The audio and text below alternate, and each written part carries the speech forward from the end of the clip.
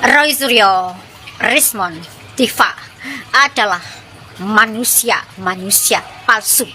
Ya, setiap kata-kata yang keluar dari mulutnya itu mengandung kebohongan, mengandung kepalsuan. Ya, dilihat dari wajahnya, dari cara berbicara. Saya sedikit tahu soal psikis ya, psikolog ya.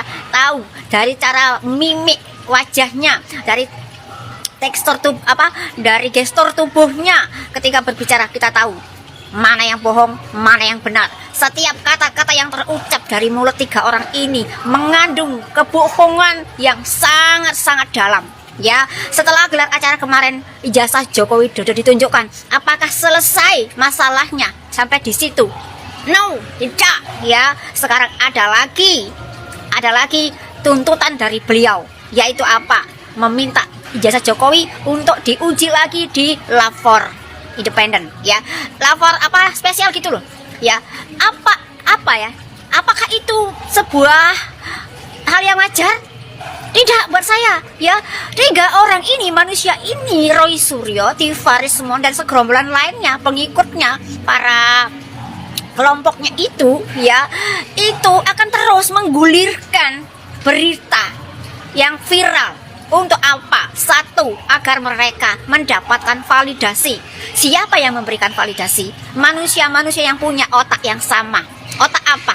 Otak error, otak bobrok, otak keropos. Sebenarnya manusia-manusia seperti itu, hatinya, otaknya rapuh. Ya, tapi mereka selalu menyembunyikan kerapuhannya. Mereka haus validasi. Ya, manusia-manusia yang seperti itu, ciri-cirinya ya haus validasi. Ya, mereka ingin banyak manusia lain yang mengakui kehebatannya, yang mengakui sisi positifnya. Ya, mereka mengaku ahli telematika, kowar dulu. Setelah itu orang-orang pada mengiyakan, pada membenarkan, pada mendukung. Ya, artinya mereka sudah mendapatkan banyak pendukung dan mendapatkan validasi secara nggak langsung dari manusia-manusia yang mendukung mereka, yaitu yang otak-otaknya juga pada blank. Ya, itulah ciri-ciri manusia yang punya kelainan mental tiga orang ini. Satu, validasi yang diperlukan. Kedua, apa?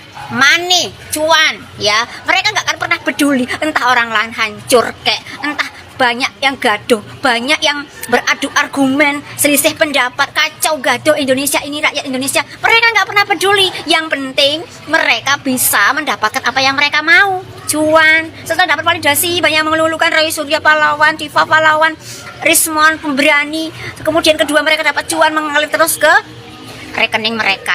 Ya, setelah banyak yang mengeluh-elukan, banyak yang mengakui, akhirnya mereka sudah berhasil mendapatkan validasi. Dan atasannya ini, bukan gengnya ya, pentolannya yang menggerakkan mereka, merasa berhasil menyokong terus dengan dana kepada tiga orang ini dan segerombolannya itu. Ya, menyokong terus agar terus bekerja tanpa henti, menyuarakan terus berita kebohongan tentang Jokowi sampai Jokowi jatuh tersungkur sejatuh-jatuhnya.